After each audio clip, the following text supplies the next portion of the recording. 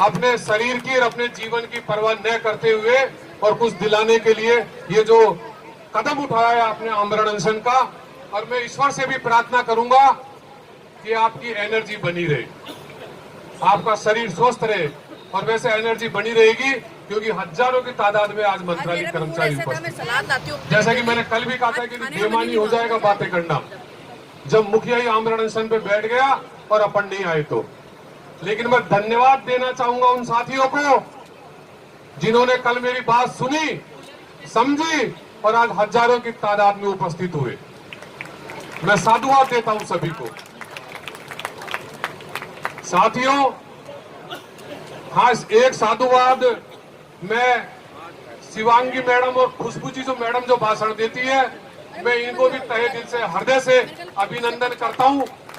यदि ये 17 तारीख से ही लगातार भाषण देती तो ये पंडाल को कम से कम और 100-200-500 मीटर पीछे तक चले जाता है।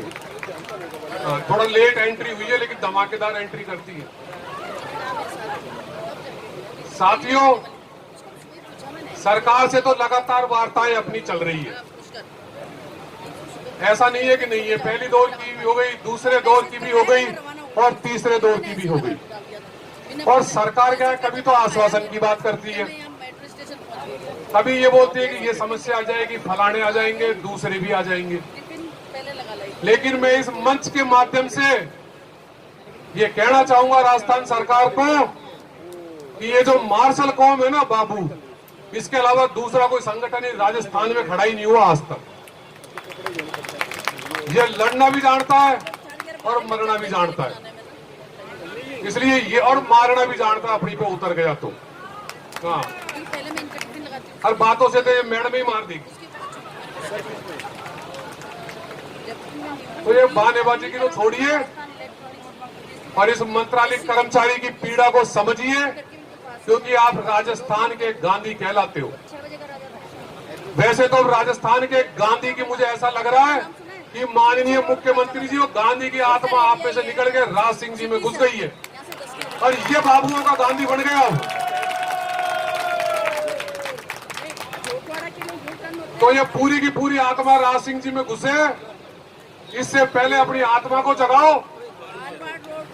और इस मंत्रालय कर्मचारी कौन जो यह 40 दिनों से 41 दिन से यहाँ परेशान हो रहा है, यहाँ पड़ा हुआ है, अपने घर बार छोड़ के इनकी वार्ता करें और सकारात्मक निर्णय करें। हमने नया कुछ नहीं मांगा है। कल मैंने वार्ताकार कमेटी के अंदर भी कुलदीप राका जी को कह दिया था, कमलेश जी बैठे हुए थे, प्रदेश अध्यक्ष जी बैठे हुए थे।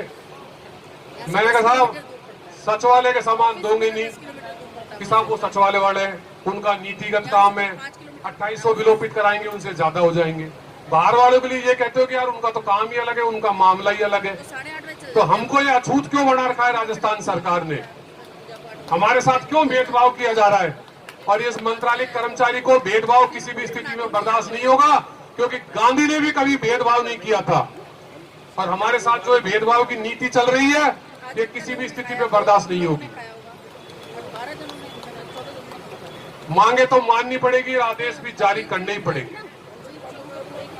और ये जो उग्रवाद का चल रहा था साहब, उग्र आंदोलन होगा, मेरी नजर में इससे उग्र आंदोलन कुछ नहीं होता है भाइयों, इससे उग्र आंदोलन कुछ होता ही नहीं है। और आप जो कर रहे हो उससे बड़ी कोई हौसला अफजाई नहीं है, उससे बड़ा जो आपने महासंघ को जो मान सम्मान दिया है, इस मंच के माध्यम से आप सभी को साधुवाद और धन्यवाद के पात्र हो। और जिन्होंने किनारा किया है उनको कर लेने दो किनारा, समय आएगा जब अपन भी किनारा करेंगे उनसे। अभी अपना उद्देश्य आंदोलन को सफल बनाना है। और सरकार सुन ले कि राजस्थान का मंत्रालय कर्मचारी अभी तो गांधीवादी आंदोलन में चल रहा है, कहीं ऐसी स्थिति नहीं बन जाए कि इसमें जलजला पैदा हो जाए और फिर आपको संभालना मुश्किल हो जाए। किसी भी स्थिति के अंदर ऐसी पोजीशन नहीं आवे, मैं इस मंच के माध्यम से सरकार को भी कहना चाहूंगा। और सरकार के जो उच्च अधिकारी के ब्यूरोक्रेट्स हैं, मैं उनसे भी निवेदन करूंगा कि माननीय मुख्यमंत्री को सही दिशा में मार्गदर्शन प्रदान करें। यह भी आवश्यक है, क्योंकि ब्रीफ वो ही करेंगे कल कुलदीप राका जी ने कहा कि साहब हम एक जाजम के आदमी है, आप ऐसी बात मत करो राज सिंह जी, हम आपका भलाई करेंगे, जो कुछ करेंगे आपका अच्छा ही करेंगे। तो मैं इस मंच के माध्यम से कहना चाहूंगा कि जो बात हमारे सामने करी आपको परमपिता की सौगंध, आप माननीय मुख्यमंत्री के सामने भी इसी भाषा में बात करूंगी। अन्यथा अफसर कमरों में बैठे रहेंगे और ये बाबू यहाँ बैठे रहेंगे तो अफसर को अफसर कहने वाला भी कोई नहीं होगा। अफसर इन बाबुओं के पीछे ही अफसर है, अपने आप में कोई अफसर नहीं है। और जो हमको परेशान करने की कोशिश करेगा, हमारी हाय लेगा, जड़ा मूड से जाएगा। साथियों, आपको सभी पूर्व वक्ताओं ने भी कहा है, मैं भी यही कहूंगा कि अपने इस जज्बे को कायम रखो और ज्यादा से ज्यादा संख्या में अपने यहाँ उपस्थित रहे। जो आसानी से आ जाए वो बहुत बढ़िया बात है, किसी से ज्यादा माथा मत पचाओ, माथे का तंतु मत हिलाओ गर्मी में। कई आदमी जो नकते हैं, जो नहीं आएंगे, जो नहीं आएंगे, वो बड़ी पचाने की जरूरत नहीं है। हाँ, और ये शिवांगी मैडम का तो वो कोई वीडियो बना के डाल दो, सुसरे मरे भी उठ के आ जाएंगे, उनको लुगाइयां भेज देगी। शर्म आएगी तो उनकी घरवालियां भेज देगी, नाच पीटे, देख ये क्या कह रही है, इससे भी नहीं पीता है क्या। तो इस जज्बे को कायम रखें और सफलता हमें मिलेगी और जरूर मिलेगी। परमपिता इतना नागुवार नहीं है कि आप लगातार आंदोलन कर रहे हो गांधीवादी और आपकी इच्छाओं की पूर्ति नहीं और आपकी मांगों की पूर्ति नहीं है, क्योंकि आप मांग नहीं, आप न्याय मांग रहे हो। और मैं विश्वास के साथ कहना चाहता हूं कि ये जो छोटी मोटी अटकलें ये भी दूर हो जाएगी और जल्द से जल्द आपको सफलता मिलेगी, सकारात्मक निर्णय मिलेंगे। ये विश्वास रखिए भाई, और वास्तव में विश्वास रखिए इस चीज को। ठीक है, आंदोलन है, कई परिस्थितियों में कई कारणों से एक दो दिन लेट हो जाता है। वास्तविकता यह है कि सरकार भी पैदरे चलती है, वो भी बांटने की कोशिश करती है। और व्यवस्थाओं के लिए मैं यतेंद्र जी को और दादी जी को भी धन्यवाद दूंगा कि उन्होंने इतनी तादाद में कूलर लगाए, लोग आसानी से आज यहाँ बैठ पाए और इसका इनडायरेक्ट फायदा भी लोगों को मिला है। धूप में डोलते थे, जो प्रकृति ने रंग रूप दिया है उसका और सत्यानाश हो रहा था, उससे भी हम बचे। इसका भी फायदा मिला, नहीं मिला इसमें क्या बात है। घर वाले बोलेंगे 40 दिन गए कि तौवा बन के आ गया लेके, तो कुछ जाने क्या आया क्या नहीं आया। इसके लिए भी आप सभी कर्मचारियों की ओर से आपको तहे दिल से आभार। वाणिज्य कर विभाग की तरफ से जो वो शरबत था, नारंगी का काई का था, ऑरेंज जूस जो भी था, हाँ जो भी था, वो भी बहुत बढ़िया था। उनको भी तहे दिल से धन्यवाद देते हैं कि आपने लोगों की प्यास बुझाई, लोगों को उठ के जाना नहीं पड़ा। और उन साथियों को धन्यवाद जो बाल्टी लेकर पूरे पंडाल में घूमते हैं और लोगों की प्यास बुझाते हैं। और वो सीट पे उनको शरबत भी है, सीट पे पानी भी है, इससे हौसला बढ़ता है। मुदगल जी के लिए 2 शब्द नहीं, 4-5 शब्द। मुदगल जी का भी धन्यवाद कि वो जयपुर के जिलाध्यक्ष हैं और लगातार सुबह 8 बजे से ही लग जाते हैं जयपुर के साथियों को लेकर। ऐसा नहीं है कि भ्रम नहीं पाले कि जयपुर के साथी नहीं आ रहे, जयपुर के साथी बहुत तादाद में आ रहे हैं। लेकिन जयपुर के साथी कई ऐसे भी है, उस सड़ी पे बैठे, कोई सामने यूथ मिनिस्ट्री है, उसमें क्या भाइयों एसी चलता है, देखो है ना, तो थोड़ी सी गर्मा गर्माहट लगती है तो आदमी घंटे 2 घंटे बाद चल जाता है, एक बगीचों में बैठ जाता है। आसपास के 5-7 किलोमीटर का जो एरिया है, यह बाबू मधुमक्खी की तरह फैला पड़ा है, मैं विश्वास दिलाना चाहूंगा। कल भी हम जब वार्ता से आ रहे थे तो हम चाय पीने बैठ गए गिट्टी रोड पे, एक वो कैफे टाइप से है, वो खुला सा है, वहां भी जब हम गए तो वहां भी बैठे हुए थे।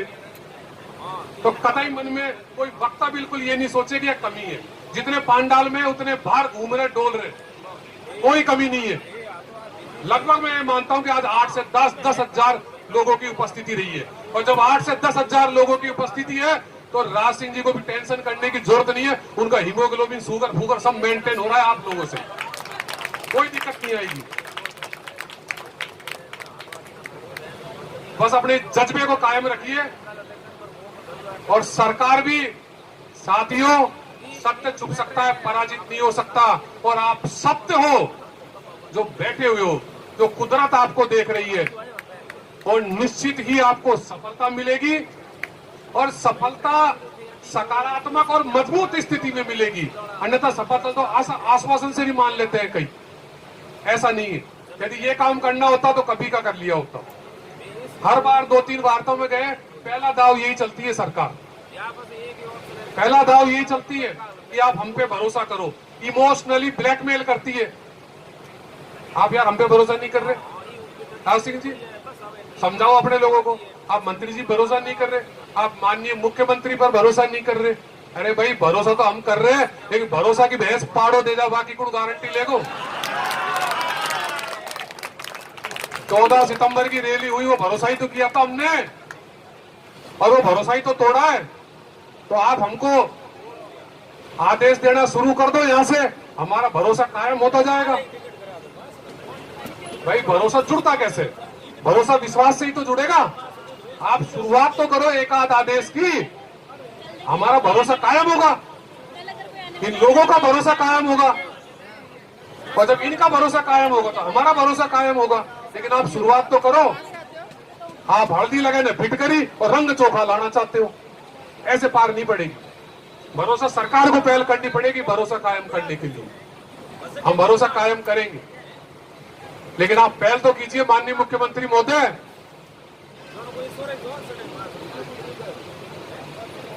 टिप्पणी में ऐसा क्या है, बार बार निकल के आ रहा है। आज कुछ भाभी जी ने तगड़ा ही सामान भेज दिया, ठीक है। भाभी जी ने भेजा, हमारे विजयलता बहन जी आती है कोऑपरेटिव डिपार्टमेंट से, और वो रोज मेरे से पूछती है कि भैया तेरे लिए क्या लाऊं। तो मैं कहता हूँ दीदी को सलाद वलाद दिया ना, मैं तो 2-4 सलाद खा लूंगा ना, तो अंदर मेंटेन रहेगी बॉडी पूरी। तो फिर जोरदार तालियां हमारी विजयलता बहन जी के लिए। नहीं, मोदी जी की पूरी मौज हो रही है। मैं वास्तव में जो नारी शक्ति बैठी हुई, हमारी महिला साथी बैठी हुई, इनके कदरदार है कि ये भोजन बना के ला रही है, और देरी है, इनको पता है कि ये सुबह आ जाते हैं, रात तक रहते हैं, ये बहुत अच्छी बात है। मैं भी 3-4 दिन पहले जो घटनाक्रम हुआ था, तो उस दिन भूखा आ गया था, तो एक महिला साथी को पता चला आप में से ही बैठी हुई है, तो आप विश्वास नहीं करोगे, खुद के सैंडविच टिफिन फिफिन सब मेरे को खिला दिए, पानी पिला दिया। कितना बढ़िया काम है। हम नतमस्तक करते हैं ऐसी महिला साथियों को, जो जज्बा इनमें कायम है, न केवल मांगों के लिए बल्कि इस प्रदेश कार्यकारिणियों की नेताओं के लिए जो उनका सम्मान है। मैं मंच के माध्यम से कहना चाहूंगा, इनके सम्मान, इनके जज्बे को कायम रखना भाई श्री राज सिंह जी, ये आपकी जिम्मेदारी बन चुकी है। आगे कुछ नहीं कहूंगा। भारत माता की, भारत माता की, भारत माता की, वंदे मातरम, वंदे मातरम, वंदे मातरम। धन्यवाद। जय संगठन।